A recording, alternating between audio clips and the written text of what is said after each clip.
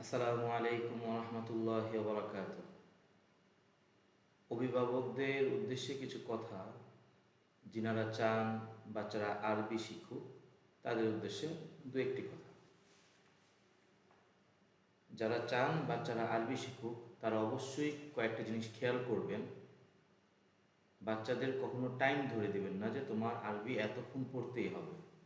যেমন আমরা ধরে নিতে পারি এখন আমাদের এখানে যেই সমস্যাটা হচ্ছে সেটা হচ্ছে 1 ঘন্টা বাচ্চাকে পড়তেই হবে। এটা কখনো বাচ্চার জন্য করবেন না। যারা ছোট বাচ্চা আছে, আমাদের তো ছোট বাচ্চা নিয়েই কাজ, যেমন হচ্ছে নার্সারি, জুনিয়র ওয়ান, প্লে, এদের ক্ষেত্রে যখন আপনি টাইম ধরে দিবেন, ওরা একটা টাইম ধরে যখন পড়বে তখন বোর হয়ে যাবে, যেটা পড়েছে সেটা ভুলে যাবে। এই জন্য ওদের ক্ষেত্রে অন্তত পক্ষে টাইম ধরে দিবেন না, ওরা যতটুকু চায় ততটুকু পড়বে। এই নিয়ম আপনারা করুন। আর যারা পড়াচ্ছেন বাসায় গিয়ে অথবা আশায় বাচ্চারা এসে পড়ছে, তাদের উদ্দেশ্যেও কথা এটাই থাকবে, আপনারা বাচ্চাকে টাইম ধরে পড়াবেন না, কোনো বাচ্চাকেই টাইম ধরে পড়াবেন না। ওরা যতটুকু চায়, আজকে বা শিখুক, কালকে তা শিখুক, এভাবে শিখুক। নতুনভাবে শেখানোর চেষ্টা করবেন। আর নতুনভাবেও যদি না হয়, একটা একটা করে হরফ শেখাবেন, তাহলে 1 মাস 1.5 মাসের মধ্যে ও হরফ চিনে যাবে। আর হরফ চিনে গেলে সময় লাগার কথা না, সময় লাগবেও না, ওদের ব্রেন খুব খোলা থাকে, শার্প থাকে, এই জন্য ওদের সময় লাগবে না। তবে আমরা যদি টাইম ধরে দিতে যাই, যেমন ধরে আমি টাইম ধরে পড়াচ্ছি, 1 ঘন্টা পড়াবো, এখন তো শুধু ওকে বা পড়াতে পারবো না, ওকে যদি বারবার বা পড়াই ও বোর হয়ে যাবে। এরপরে আমি ওকে তা দিলাম, সা দিলাম, জিম দিলাম, 3-4টা হরফ, যখন ও পড়বে ও পরবর্তী দিন সব ভুলে যাবে, তাহলে ওর হিতে বিপরীত হলো। এই জন্য আমরা মনে রাখবো, বাচ্চাকে কখনোই টাইম ধরে দিব না। একটা হরফও শিখুক, একটাই শিখুক, আগামীকালকে ও মনে রাখবে এবং ওর পড়ার প্রতি আগ্রহ থাকবে। আর যদি আমরা টাইম ধরে দিই, সে আগ্রহ হারিয়ে ফেলবে, সে আরবি পড়তে চাইবে না, তখন তার কাছে আরবিটা কঠিন লাগবে এবং বোর লাগবে।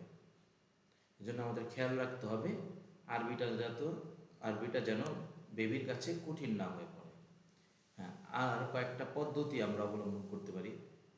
আমরা 3টা থেকে 4টা পদ্ধতি আমরা বেবিদের জন্য অ্যাপ্লাই করেছি, এর মধ্যে ফল পেয়েছি যেগুলোতে। তার মধ্যে সবথেকে বেশি হচ্ছে পড়ার পাশাপাশি লেখার ক্ষেত্রে। মানে আমরা যদি বেবিকে কায়দা দিয়ে দিই, শুরুতে কায়দা দেখে দেখে ও শিখলো, আলিফ বা তা সা, এভাবে দেখলাম বেশ কিছুটা সময় লেগে যায়। আর যদি বোর্ড দিয়ে, আমরা বোর্ডে শিখিয়েছি, বোর্ড দিয়ে যদি শেখানো হয় বা তা সা, তাহলে তার থেকে কম সময় লাগে। আর যদি বেবিকে দিয়ে লেখানো যায়, যেমন হচ্ছে আমি বা লিখে দিলাম, বেবিকে বললাম তুমি এখানে বা লিখো, আমি বায়ের শেপটা লিখে দিলাম, বেবিকে বললাম তুমি দেখো তো বায়ের কয়টা ফোঁটা হয়, সে বললো একটা, তাহলে তুমি একটা ফোঁটা দাও এখানে।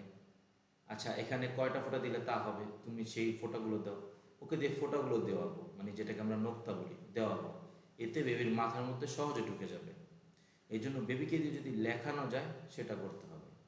আর নতুনভাবে যদি উপস্থাপন করা যায়, যেমন আমরা করছি, বায়ের যে শেপটা আছে এই শেপের মধ্যে বা হয়, তা হয়, সা হয়, এইগুলো বেবিকে শেখানো। বেবির থেকে আদায় করে না যে তুমি লিখো তো বাবা, এখানে এটাকে বা বানাও। আরেকজনকে ডেকে বললাম বাবা তুমি এটাকে তা বানাও তো, এটাকে সা বানাও তো, এভাবে করলাম। জিম লিখে দিয়ে বললাম এটাকে হা বানাও। এভাবে, এইভাবে যদি অ্যাপ্লাই করা যায় বেবিদের জন্য, তাহলে খুব সহজ হবে পড়া এবং লেখা। কায়দা দেওয়ার থেকে আমি মনে করছি বোর্ডে লিখে এরপরে খাতায় যদি ওকে লিখানো যায়, হরফগুলো লিখালাম না, আমি শেপ টেকে দিলাম, ও এটাকে পরিপূর্ণ বানালো। আমি বায়ের শেপ দিলাম, ও বা বানিয়ে পরিপূর্ণ করে দিল, বা দিয়ে তা বানালো, সা বানালো, এরকম দরকার। গার্ডিয়ানদের উচিত এভাবে অল্প অল্প করে বাচ্চাকে শিক্ষা দেওয়া। ইনশাল্লাহ আমাদের সহজ পদ্ধতিতে কিছু আমরা ভিডিও দিব, বা তা সা কীভাবে সহজে শেখা যায়, জিম হা খ কীভাবে শেখা যায়, যেহেতু এই হরফগুলো দেখতে একই রকম, এই জন্য কীভাবে সহজে শেখা যায় সেই জন্য আমরা কিছু ভিডিও আকারে এই পড়াগুলো দিব। ইনশাল্লাহ যদি গার্জিয়ানও দেখে, সেটা দেখে বেবিকে সহজেই শেখাতে পারবে, অল্প সময়ের মধ্যে আরবি ওরা শিখে যাবে ইনশাআল্লাহ।